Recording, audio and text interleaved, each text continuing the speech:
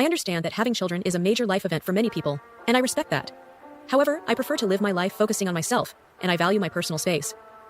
Recently, I came home to find a car parked right in front of my driveway. I honked to get the driver's attention, but there was no response. Since my neighbors were hosting a children's birthday party, I assumed the car belonged to one of their guests. I rang the doorbell and told my neighbor that I would wait 5 minutes before calling a towing company. When no one came to move the car, I called a friend who works as a tow truck driver. The driver finally arrived and immediately started arguing with me.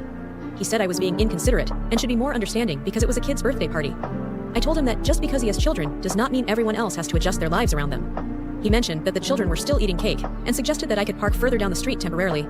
I explained that this was not acceptable because it blocked my driveway. He refused to move his car and walked away, telling me to cry about it.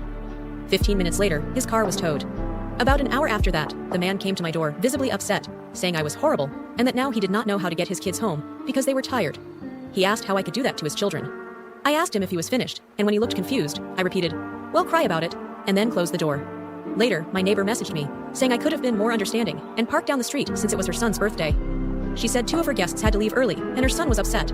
She expects me to apologize and pay the towing fee.